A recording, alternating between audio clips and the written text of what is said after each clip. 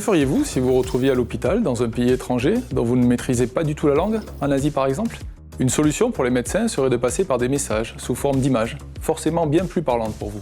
Pour vous aider à communiquer, on va vous créer des logiciels capables de reconnaître votre voix et la transcrire sous forme d'images, de pictogrammes.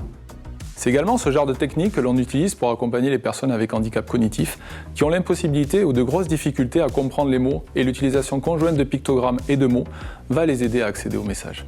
À la croisée de la linguistique et de l'informatique, le domaine du traitement automatique des langues naturelles scrute la parole et les écrits.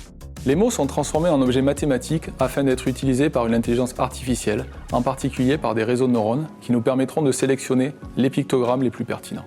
Ce domaine a été chamboulé en 2018 par la publication de BERT.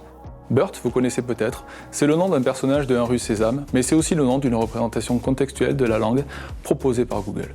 Ce qu'il est important de comprendre, c'est qu'avant BERT, dans les modèles les plus populaires, chaque mot était manipulé sous forme d'une représentation unique. BERT adapte sa représentation des mots en fonction du contexte et nous permettra, si le médecin identifie un problème à la rate, de montrer le schéma d'un ventre plutôt que de l'animal. Pour le français, nous avons coordonné le projet FlowBERT, qui évite aux développeurs de partir de zéro lorsqu'ils développent de nouvelles tâches du traitement automatique des langues.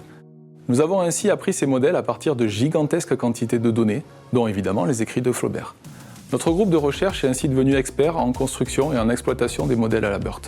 Nous avons développé au cours de nos collaborations un certain nombre d'applications, aujourd'hui état de l'art ou proches de l'état de l'art, comme la classification automatique de documents, la recherche d'entités nommées, ou plus globalement, l'analyse sémantique de documents.